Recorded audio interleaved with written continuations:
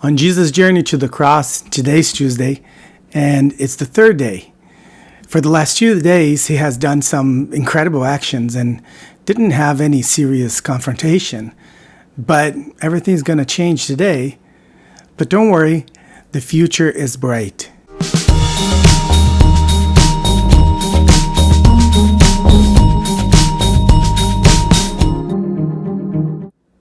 Today's reading is from Mark chapter 11, verse 19 to 13:36. It's a long text that we have in Mark for Tuesday on Jesus' journey to the cross.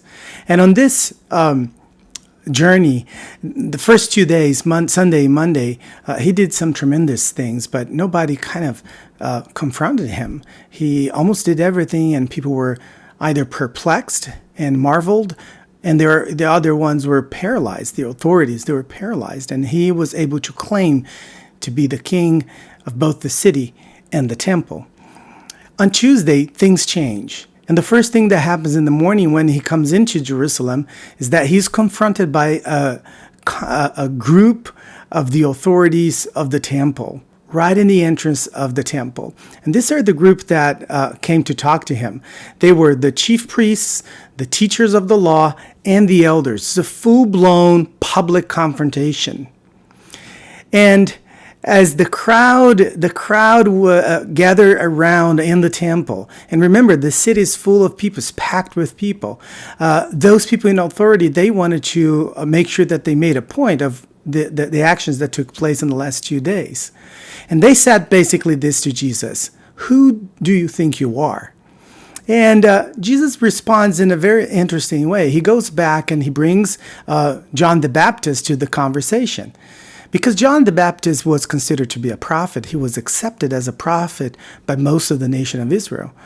And when he brought that to the conversation, it's because John the Baptist had pointed to Jesus as the Messiah to come, as the Messiah promised in the Old Testament.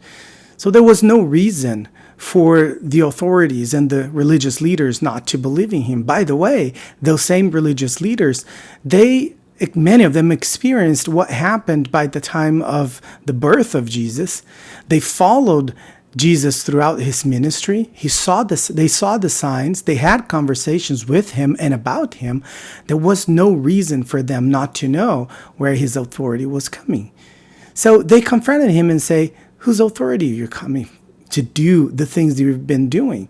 Coming to Jerusalem as a king and taking over the temple." The rest of the day, you're going to see in Mark, the Gospel of Mark, register all kinds of groups in power and in authority coming to Jesus to confront him. You have the Pharisees, you have the Sadducees, you have the doctors of the law, all of them in different points coming to talk to Jesus and try to trap Jesus in front of the public, so to discredit him. At the end of Tuesday, the Gospel of Mark registered an amazing, rich, and detailed description of Jesus, of what's going to happen in the future. And this is the response that Jesus gives to the question of whose authority you're doing the stuff that you're doing.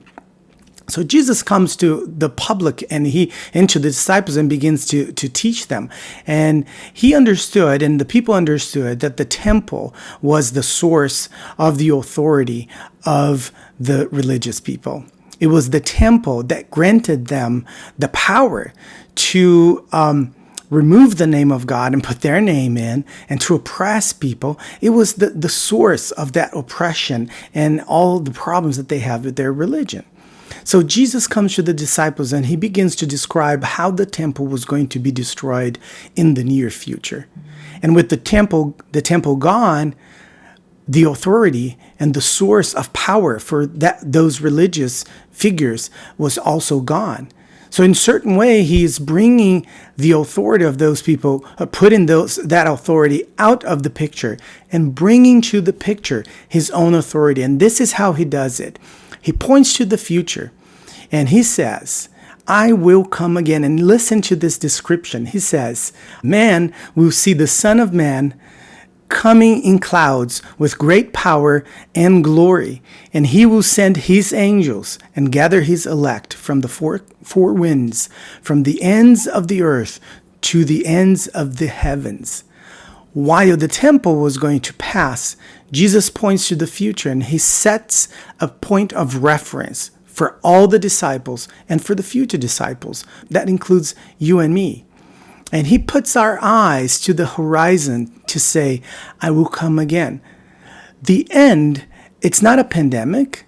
The end, it's not a famine. The end, it's not a big catastrophe, a global catastrophe. That's not the end. The end is bright.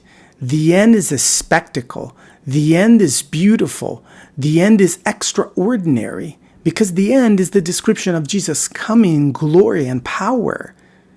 The future is bright.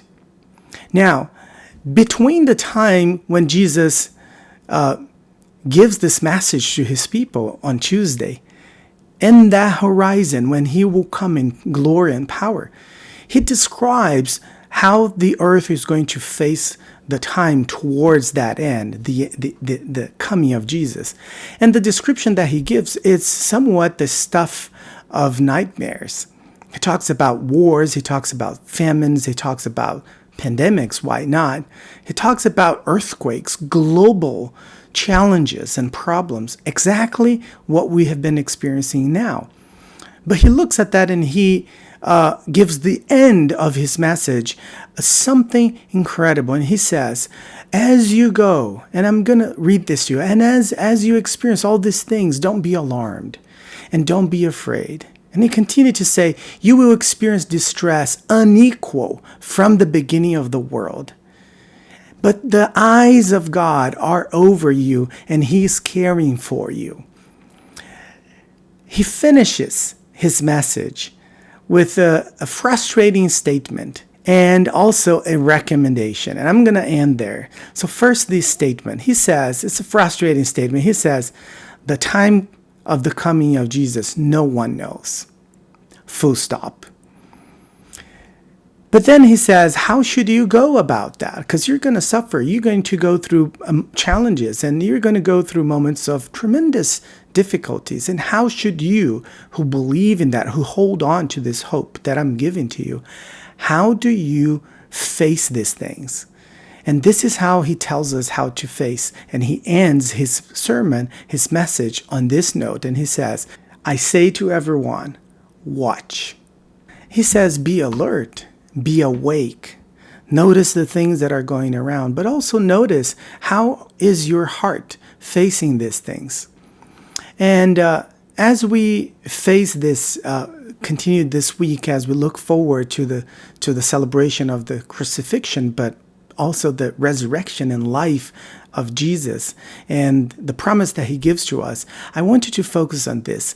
The future is bright. The future is the coming of Jesus, and the coming of Jesus is an incredible thing.